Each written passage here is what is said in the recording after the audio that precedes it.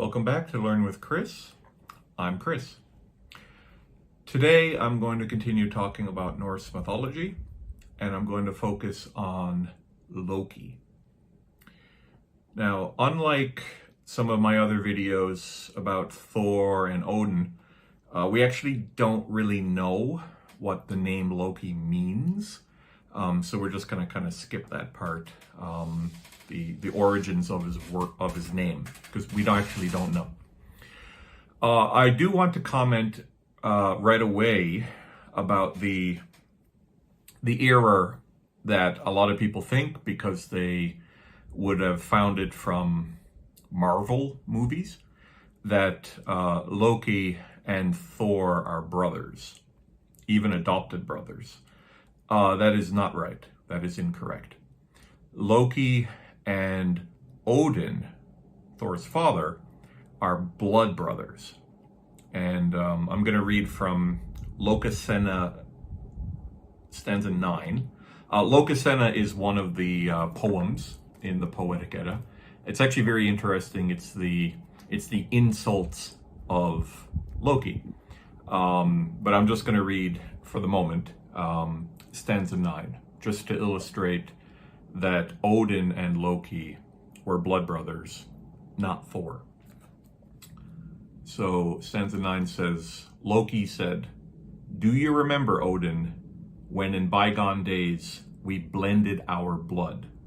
You told me then that you would never taste a drink that was not served to us both." Blended our blood. So again, the idea of having a blood brother, a person that you consider to be so important to you that you kind of adopt them as your brother by cutting yourselves and mixing your blood together to be blood brother. So Odin and Loki were blood brothers. Now, most of the information I will talk about today is going to be from the Prose Edda about Loki, because that's where a lot of the information comes from in Gylfaginning. So I'm going to start by talking about a little bit about the parentage, who Loki's parents were, and his children and his wife.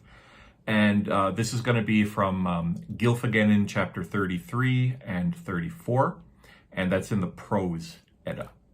So I'm going to bring it up here on my computer. So this is chapter 33, Gylfaginning. Also numbered among the Aesir is he whom shall call mischief monger among the Aesir, and the first father of falsehoods, the blemish of all gods and men. His name is Loki, son of Farbauti, the giant, and his mother was Laufey. Loki is beautiful and comely to look upon, evil in spirit, very fickle in habit. He surpassed other men in that wisdom which is called sleight, and had artifices for all occasions. He would ever bring the Aesir into great hardships, and then get them out with crafty counsel. His wife was called Sigyn, their son Nari. So Loki is the son of a giant. He has a giant father, a Jotun father. Again, very common with the god. I mean, Thor's mother was a giant. Although with Loki's case, it's reversed, because very often it's the father was a Aesir god, and the mother was a giantess, was a Jotun giant woman. But in Loki's case, his father was a giant and his mother was a goddess. So a little bit reversed from normal. He was married to a Aesir goddess called Sigyn, and here they mention one wife, Nari, but I believe there was another one, Vali, I think. I don't remember the name, but there's actually two sons. And Loki actually had multiple other children, all monstrous children, not with Sigyn, but with a giantess. And I'll talk about that in a second. So continuing on with Gylfaginning chapter 34, it talks a little bit more about Loki's other children. And it says, "Yet more children had Loki, Angerboda was the name of a certain giantess in Jotunheim with whom Loki got 3 children. One was Fenris Wolf, the second Jormungandr, that is the Midgard serpent, and the third is Hel. So 3 very famous creatures, monsters in Norse mythology were the children of Loki that he had with a giantess woman called Angerboda. So the first one is Fenris Wolf. Fenris is a giant wolf, and Fenris is famous for a couple of things. First, his howling and breaking free from his chain is what triggers Ragnarok. So Fenris becoming free starts the end of the world, effectively. And in Ragnarok, as I mentioned in the Odin video, Fenrir will kill Odin. Although he will then die himself, Fenris will be killed by Odin's son after that. So he will die in Ragnarok. The second child of Loki with the Angerboda is Jormungandr, or the Midgard serpent. That's the giant, you can call it a serpent, you can call it a dragon or a snake, that's so huge it actually surrounds the entire world. And this is the creature, serpent, snake, dragon, whatever you want to call it, that kills Thor in Ragnarok, but Thor also kills it. So they kill each other. Thor dies from the poison bite of Jormungandr. He walks 9 steps and then he falls dead. And the last one, Hel, H-E-L. Hel is a woman, but she's kind of she looks half human and then she looks half skeleton. And she actually was sent down to Niflheim as kind of the guardian of the dead, and she's the one responsible for all the people who die and they go to hell. She's kind of the ruler of hell, the ruler of the Norse afterlife, and again, child of Loki. Okay, so let's talk about a couple of other things. So one of the most famous stories about Loki is when he pretty directly kills Balder. So let's talk a little bit about Balder. Balder is a child of Odin and Frigg. So he's Thor's half-brother. Balder the good, Balder the beautiful, considered to be one of the most beautiful of the gods.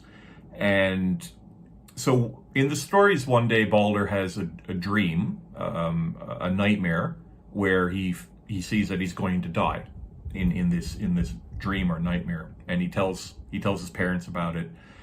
And Frigg, his mother, Odin's wife, is very concerned about this prophecy or dream that her son is going to die. So Frigg goes to everything in creation, and she makes them swear that they will never hurt Balder. So she talks to every rock, every tree, every metal, every person, every god, everything. She talks to everything in creation, do not hurt Balder, and everything swears that they won't. So Loki, one day, decides to check about this. So Loki, as a shapeshifter, he turns himself into Frigg's maid, and so Frigg doesn't know it's Loki. Frigg thinks it's her maid. And basically Loki says to her, "Did you really ask everything not to harm Balder?" And Frigg admits, well, not everything, because there's this young plant called mistletoe. And she didn't ask mistletoe because mistletoe was too young to swear to not hurt Balder, so she didn't ask it. So with this information, Loki now knows that something can hurt Balder. So he goes and collects the mistletoe, and he makes a weapon out of it. Some stories call it a dart, other a spear or a wand or a rod, different names, but he makes a weapon from this plant mistletoe. And back at Asgard, back in one of the halls in Asgard, because now nothing can hurt Balder, because everything has sworn not to hurt Balder, the gods are playing games with Balder, like they're throwing things at him, because he can't be hurt. So Loki goes up to Balder's brother, Hother, who's blind. Hother can't see. And Loki says to him, how come you're not playing the game? And Hother says, well, I can't see Balder, and I don't have anything to throw at him. So Loki takes the mistletoe dart, let's call it, and says, here, take this, and I'll help you. So he actually, lines up the shot, and then go ahead, throw. And then, so Hother doesn't know what he's doing, because he doesn't know he's holding mistletoe. He doesn't know that mistletoe could hurt Balder. Hother throws the mistletoe dart, hits Balder, and kills him. So Loki very directly responsible for the death of Balder. Okay, I'm going to talk about another thing now, the difference between murder and killing. So 1 second. Okay, so I would say that Loki murdered Balder, as opposed to saying he killed Balder, because this is quite important.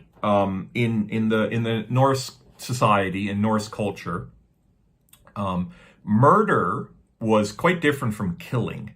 Murder was considered to be a secret act, done in quiet, done in the middle of the night when nobody knows.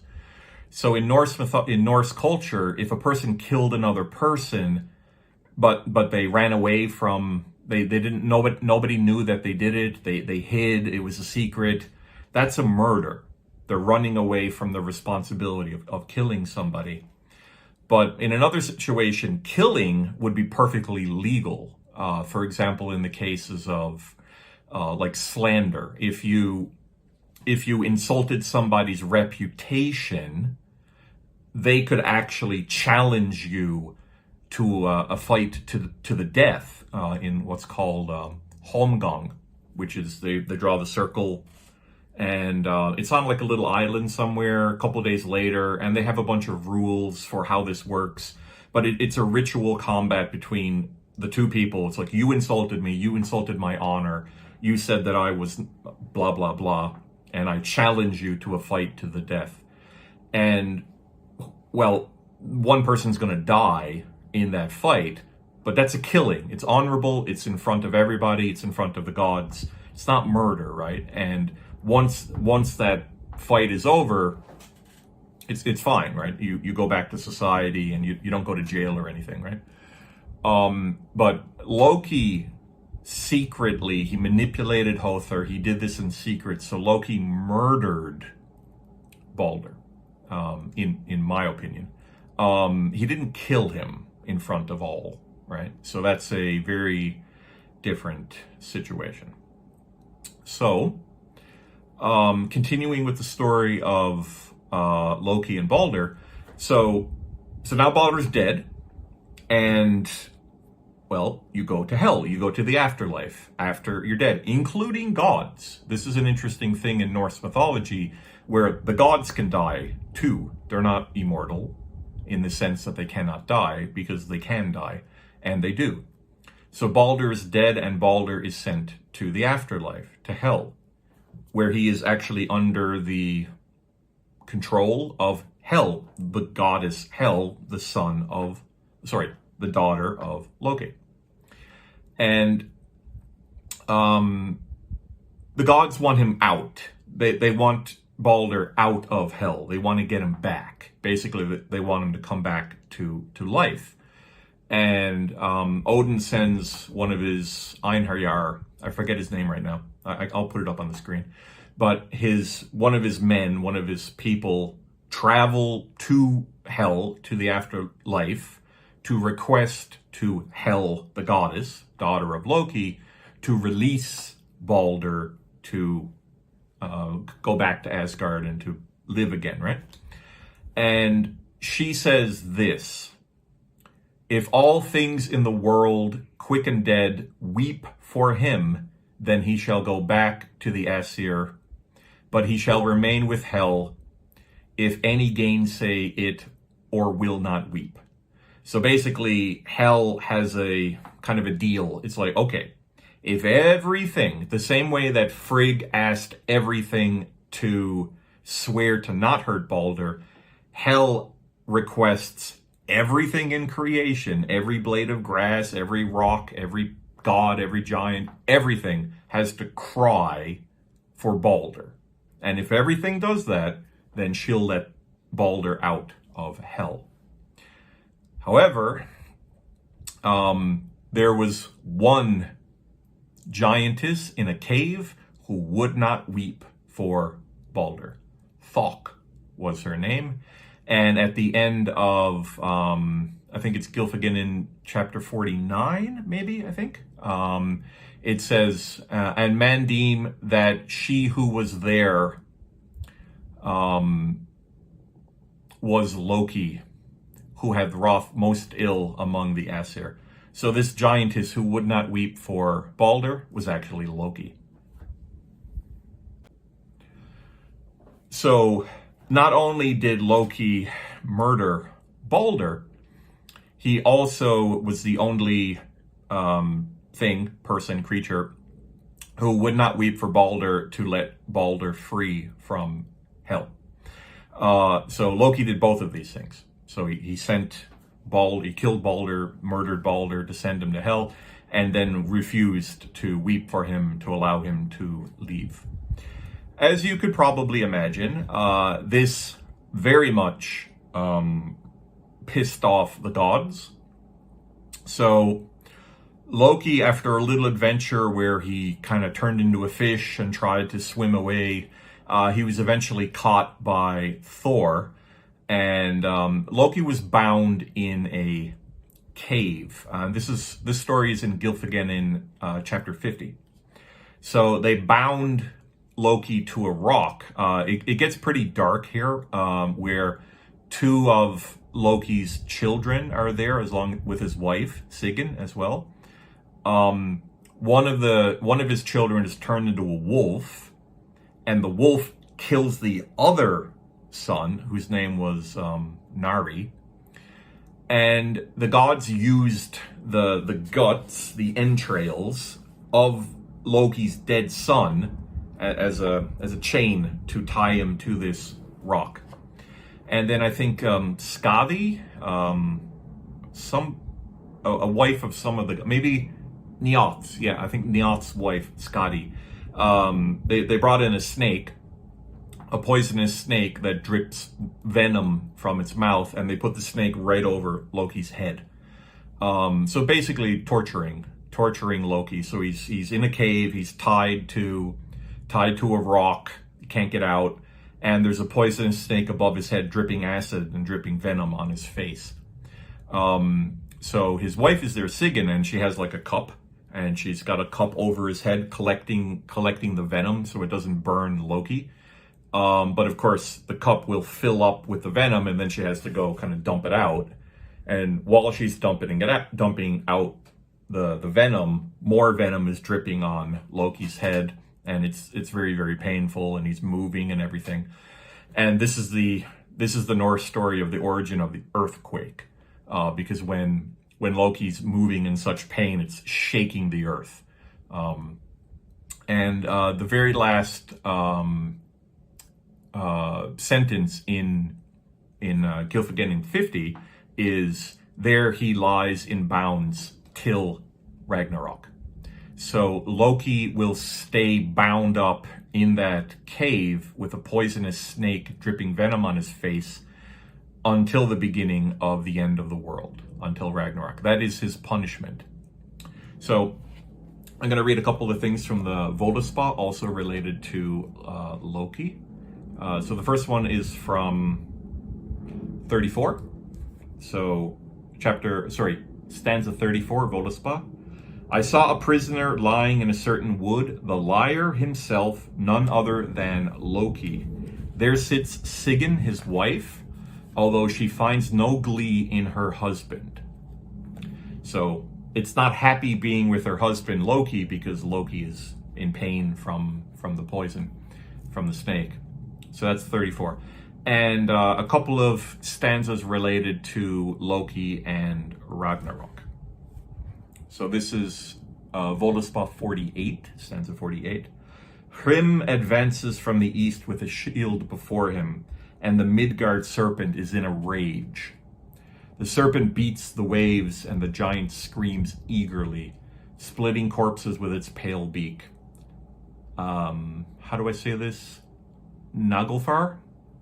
The giant's ship is released. And 49. That ship sails from the east, bearing giants over the sea, and Loki is its captain. The giants are coming together with Fenrir, and Loki too is with them on that voyage. So let's talk a little bit about Naglfar. I'm probably mispronouncing that. Naglfar is it's like the ship of the dead. So one of the interesting things was that from the, I forget if it's fingernails or toenails or both fingernails and toenails of dead people. So the giants are spending a very long time collecting nails, literally fingernails, and toenails, or both, to build a ship. And they build this giant ship preparing for Ragnarok. And then all of the giants and their allies will get on this ship, and they will sail to the location where they will fight the gods. And Loki, once he's freed from the rock that he's bound on, he will join the giants against the gods.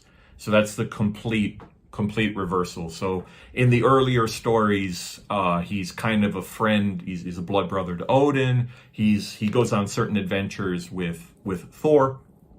For example, when he helped Thor get back his hammer, and when he did the hair thing with Sif, Thor's wife, got her new hair and helped create certain objects with the dwarves.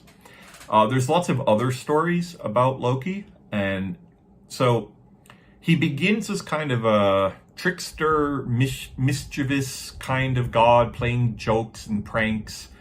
And then with Lokasenna, he's insulting them, and it gets pretty serious in Lokasenna, like really bad insults and slander. And then, of course, we go into the whole thing with Balder, where he murders Balder. And now at the end of it, he's joining the giants and he's fighting against them. I don't know the origin, like what poem or what saga, but I'm reasonably sure that Heimdallr and Loki kill each other at Ragnarok. So Loki will die at Ragnarok, just like most of the gods and most of the giants will die. And I'm reasonably sure that Heimdallr is the one who kills them, but I think Loki also kills Heimdallr as well. But I don't recall where that information comes from. Maybe I can find out later. So, that's Loki. Not a nice guy at all. But yeah, so considered to be pretty evil character in Norse mythology, even though he's half god, blood brother of Odin, friend of Thor, but that all goes dark. So that's it for Loki. Thank you for watching this video. I hope it was educational. Please like, subscribe, and comment, and I will see you in a future video. Have a good day.